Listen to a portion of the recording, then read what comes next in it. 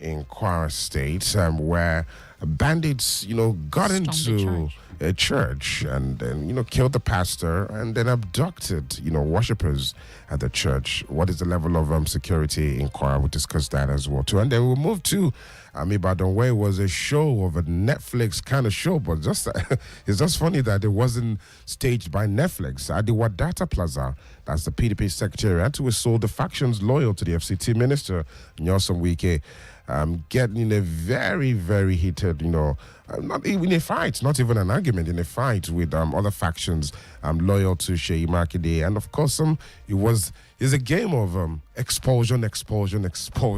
We'll discuss all of these stories on the headline news analysis this morning. My name is Adeyemi. I'm not alone. My colleague and the in-house analyst, Nicholas, is here. Good morning to you, gentlemen of the press. Good morning to you. Good morning to everyone listening to the headline news analysis this morning. Good morning, Nicholas. Good morning. How are you doing today?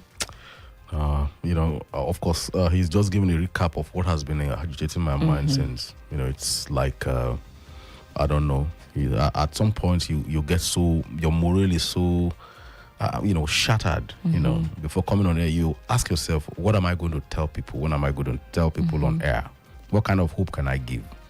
It's something that anybody doing the kind of job we do, it's a kind of huge drudgery. It's not pleasant. It's not palatable. It's not.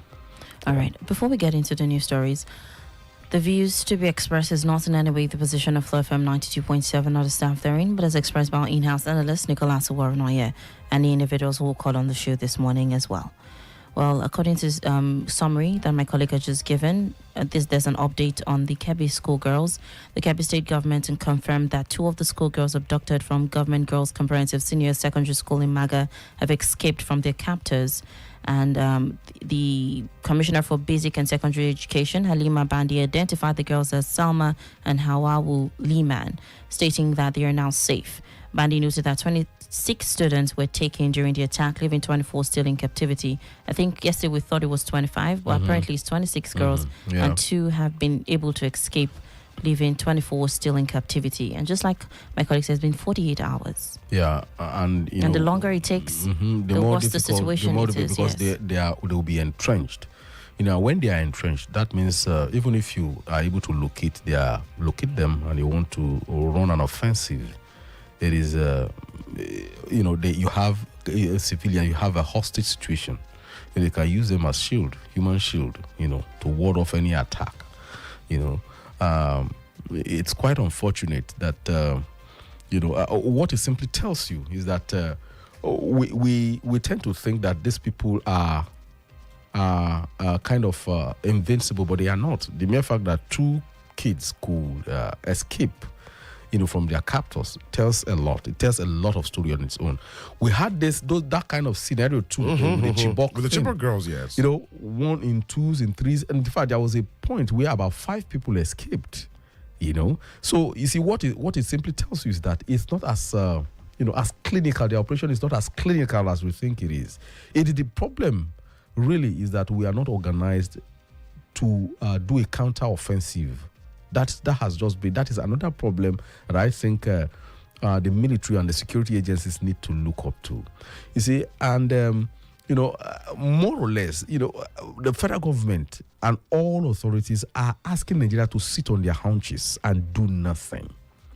You see, by now, what I expect most, state government, security agencies and the federal government, to do is to map out certain clear-cut security measures to be inculcated in school teachers, protocols to be taken when there is any perception of danger. You understand? Early warning system. It should be, they should make it available to schools that are in remote areas. Get teachers, get principals to, inculcate some of these protocols in them so that they can, they can re-educate their teachers on some of those things. The moment you hear there are movements, within the forest areas, there are strange people around, you can tell pupils to stay at home and not come to school that day. You understand? These are some stopgap measures. Yes, I understand too that one of the key points, one of the key things that a terrorist wants to achieve is to create terror, fear. You understand? So the moment they get you to alter the moment they get you to alter your plans, your routine, they have succeeded partly in what they want to do. That yes, what we want to do is to disrupt their way of doing things, their life and things like that. Infuse, imprint our presence in their mind in such a way that it's going to instill fear and terror. You understand? But you see, again, that is just, it's a 50-50 thing. The moment they do it, you counter them by bringing about protocols so that you can reduce this kind of incidences happening all over the places. You understand? So these are some of the things. Then again, the swift reaction of security agencies, especially in the area of media inquiry. Maybe we'll get into it later. I recall that just last night, I made an inquiry when the story of security incident happened somewhere in Kwara State. I made a response. I made a request to the police, and up till about 10, I didn't get a response. You see, there are ways of nipping some of these things, managing the information that I expect spokesmen for security agencies to have mastered by now. These are some of the. It's a very huge thing for me to say this morning, honestly. Well, also still on this story, if you look at that, a part of the report says that what the president is saying that he's really depressed. That's what we're hearing.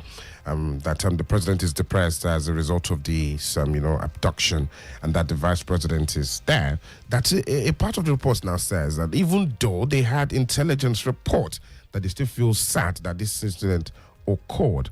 Again, what do you make of such statements? You see, now, that is a break from the past. That is a break from the past. In the past, federal government they don't usually own up to the fact that they had intelligence. You understand? All they just say, we are going to do this, and they mount all sorts of platitudes. But the mere fact that the presidency is admitting that they had intelligence, despite having intelligence, that means when they hear intelligence, they give directives to counter it. So the mere fact that despite all, they were still able to carry out that threat, shows one, disappointment on the part of presidents to the security agencies, who are involved. For me, like I said, the chief of staff, that is the service chiefs, appears not to know what they are doing. You understand? I think they've stepped up with the wrong footing in this instance. You are not just brought on board. You are supposed to rev up the activities that your predecessors, left where they left off from. You're supposed to rev it up. But what they are doing is that they are sitting on their haunches, they're sitting on their thumbs, they're twiddling their fingers and doing nothing. That is it. Because you see, I expect that the moment they come in, I expect to see sweeping changes. You understand? Sweeping changes and the tightening of operations. So I think obliquely that is what the president is talking about. All right. Still on the conversation on insecurity, a really sad event happened Tuesday evening, at Christ Apostolic Church at Oke-Shego in Ikoro-Ekiti local government area of Kwara State happened, where bandits killed the pastor and abducted several worshippers. The attack, which occurred during a church program ahead of a night vigil, has caused panic in the border community near Kogi State, as residents stated that the gunmen opened fire immediately when they arrived, killing the pastor and one other member while taking several people hostage. And the vigilante members in the area confronted the attackers, also in an attempt to reduce further casualties. The video is, everywhere on. It's circulating on social media. And it's causing a lot of panic and fear. It was what I was speaking about earlier. When that thing broke shortly, I got a report, from an eyewitness from Eruku. And I made some inquiry. I had to leave out some, other incidents, so some other details of it that I feel it's not appropriate to put on air. I made inquiries at the police, from the police, to confirm the situation.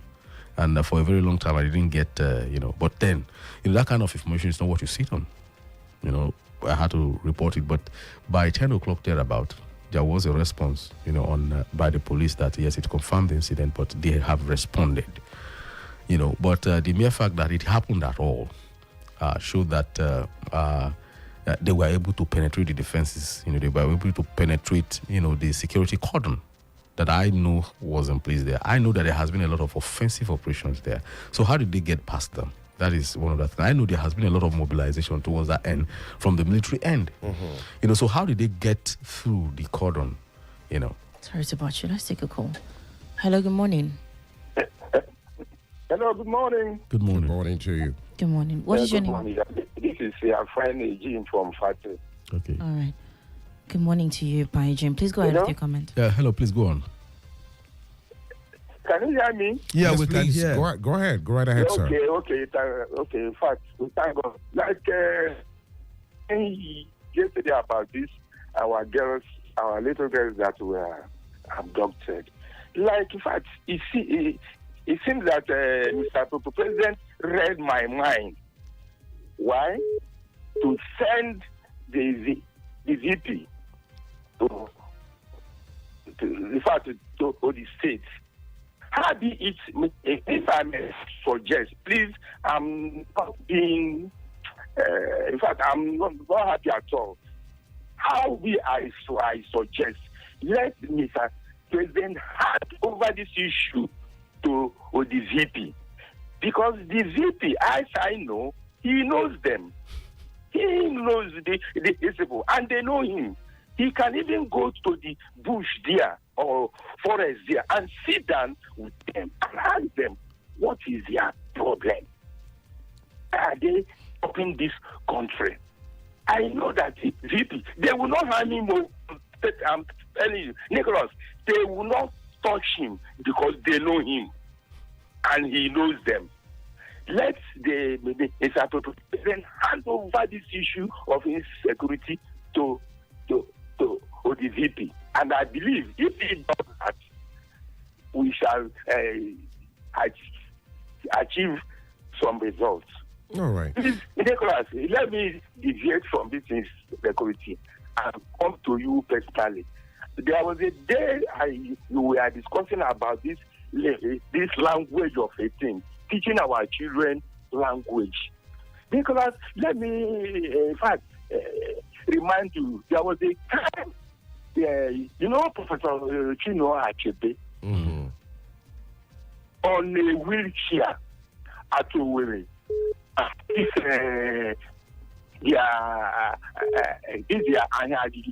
lecture.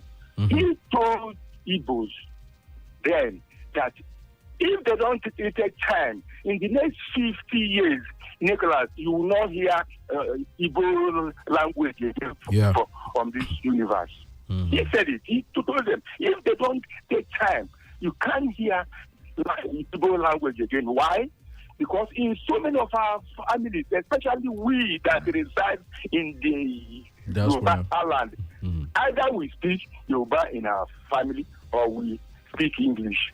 And that is how the lineage will continue. At the time, we can't hear Igbo again. How do we do that? Nicholas, please, say it all. Let us, even I have said it. I'm a victim. In fact, I'm a victim to it because my children are here. They don't even know how to speak Igbo. Nicholas, we speak English, and I told them that if they don't speak Igbo, as I do to them, they will never speak Yoruba in the family. They can speak it outside home, but they won't speak it in my home, and they don't. All right, Pai James. So let us teach our children our own mother tongue. All right, thank you, Pai James. Thank you, sir. English. Thank you very much. You're welcome, Pai James. All right, please. Let's. I know we have a whole lot to pour out, but please let's just keep to the 60 seconds. 1 minute. Time frame allowed on the show. Please next. All right, let's just take some comments from WhatsApp as well. Good day in the studio, Mr. Nicholas. Thanks for the solution preferred on the issue of terrorism in schools. The preparation and training of teachers and students for emergency is quite good. However, what do you say about a situation like the Kebbi case where the military came, trained the staff and students, performed some drills, took pictures with them and left, only for terrorists to attack 30 minutes later? The attacks are coordinated, mobilized and carried out in sophisticated manners that confirms that he have support from within the security agencies that are supposed to protect us. Knowing this, is preparation for an emergency enough? Ayo from Adewale. That's a question for you. Like you rightly said, they performed some drills and things like that. Don't forget that earlier we said 2 of those kids escaped. It could be one of the security drills that was, inculcated in them. that gave them that opportunity to escape. Then apart from that, I think another protocol needs to be drilled in some of those kids, to observe very well. They must understand how to look and observe. Look at small details that maybe later when they are rescued, maybe I shouldn't be saying this, but I believe that there are so many things that can be part of that training, whereby it will be a source of information, a source of intelligence for security agencies to, know how they can, forestall future occurrences. Now, there was a security parley we had once, and there was this question I threw at them, at some of the guys in the security, in the intelligence unit. I said, look, you catch some of these people, you see their ordinances. What kind of a story does it tell you? Because you see, most times, when I report security issues, I assume that they are like journalists like me, investigative reporters. You look at snippets of clues and the rest of them. What kind of story does it tell you? When you see the kind of guns that they have, what does it tell you of the source of the gun? Where they get it from? And things like that. You see, the moment you're able, so you cannot tell me you don't know the people who are sponsoring it. In fact, the moment you know the source of the guns, exactly, you have narrowed the sponsors. You see, and this is where I'm a bit conflicted, and that is why there is this talk about the penetration of how compromised our security agencies is becoming worrisome, because we are not talking along that line. Let's take a call real quick. Hello, good morning. Good morning. Good morning to you. What is your name and where you calling? I'm calling from Alaska. All right, Abdurrashid, please go ahead. I'm still surprised why Mr. Nicholas will always tell us he's surprised the new service are not doing what they are supposed to do. A situation whereby you retire over 50 generals simply because you want to bring your favorite to be the chief of defense staff. What do you expect?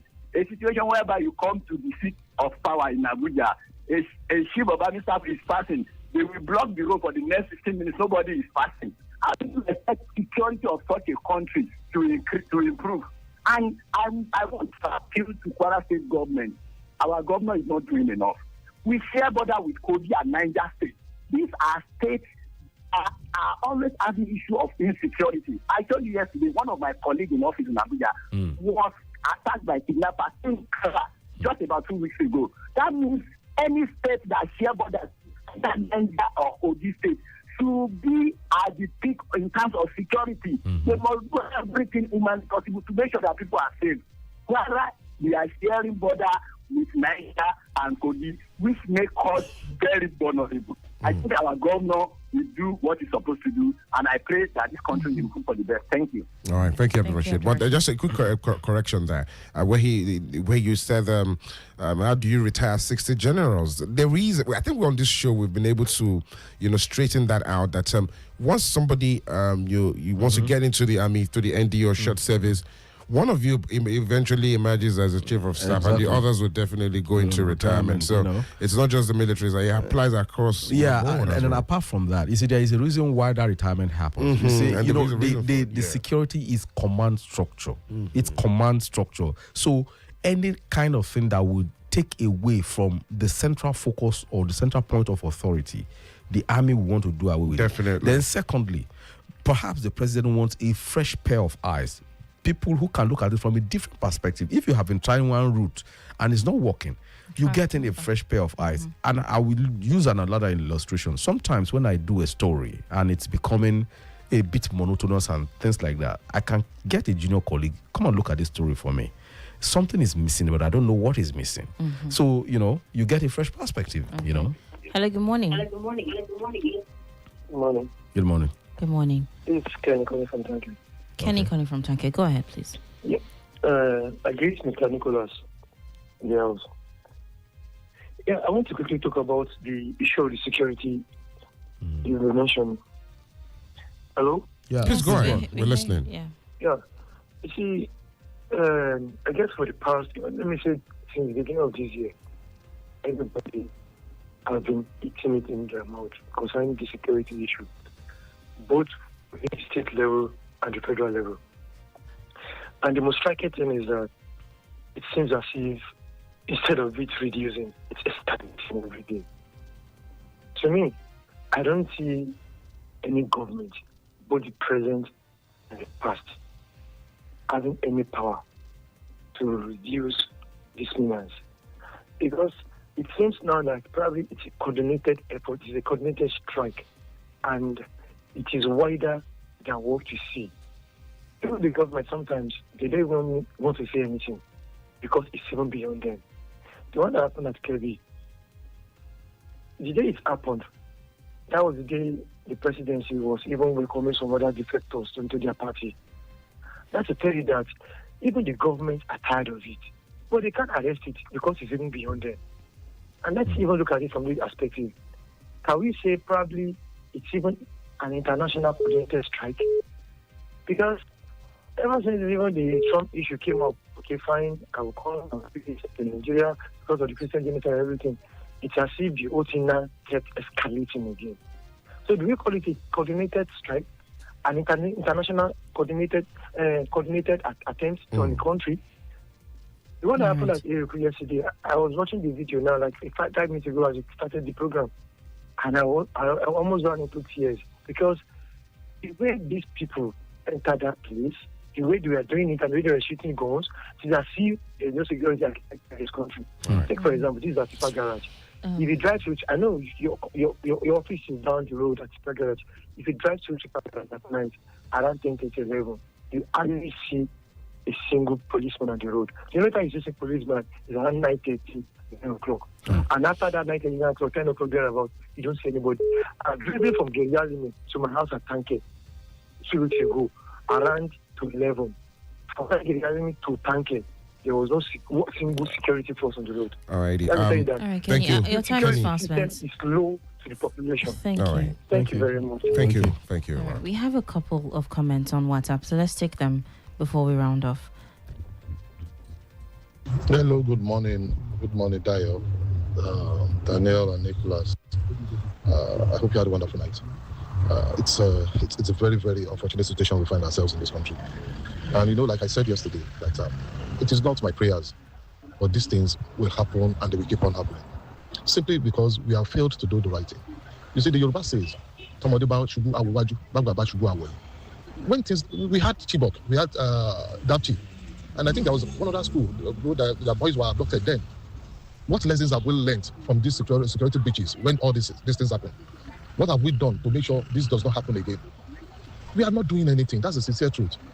We are not doing anything. We keep hearing they got intel, but they were unable to even prevent it. What exactly is going on? These are the questions we need to ask. Where have we stumbled? Who are those giving us out? These are pertinent questions we need to ask. In the case of the Brigadier General that was killed by the ISWAP, we heard the information leaked out. Who are being brought to book? These things it is heartbreaking. But except we are not human, we need to show some empathy. This is way too much. This is way too much. I cry for this country. May God heal our land. All right, that was from Tony from Taiwo. Let's take another comment real quick. Good morning, Mr. Nicholas. Like, there was something scary I saw on the video yesterday, which said the more unstable and something like the more unstable an economy is, and the more unstable the economy is and the country is, the more money the people in the country government money have to pay to the people they vote from. And that really struck something in my head. It really struck something in my head with the situation happening in Africa. That's what I have to say. That's my contribution. God help us, Nigeria, help Africa, and help our leaders, and help us capture this security problem. All right. We have a couple more messages from WhatsApp and also on Facebook. This message says, good morning, presenters and the analysts. The issue of this abduction, like your Mr. Nicholas said, it's nemesis catching up with the ruling party. It's not far from the truth, unfortunately. At whose expense the common man? The issue of this progressing insecurities largely falls on the state governors. We have too many ungoverned spaces and also for recruits for this criminal element. They need to let people at the rural areas feel the impact of government and also a sense of belonging. The police should wake up to their responsibility because we have put too much in the military's plate. May Nigeria succeed. Anila from Gambari. Good morning. It's sad we're back in this ugly situation. We have Safe School Initiative. Who is heading it? We had intelligence ahead who was supposed to react to it. In all of this, we keep shouting the military. What's the police doing? Have we agreed that it should be solely for VIP protection?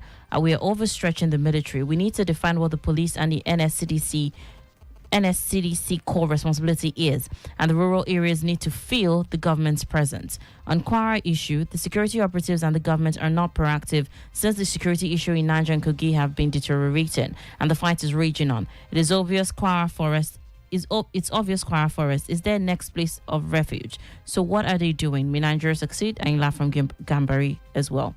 Facebook comments, Dr. Mrs. Malibar from Uri says, we have lost faith in the survival of democracy in Nigeria. A country can hardly get it right if politics and party leaning become the only standard for driving a nation to success.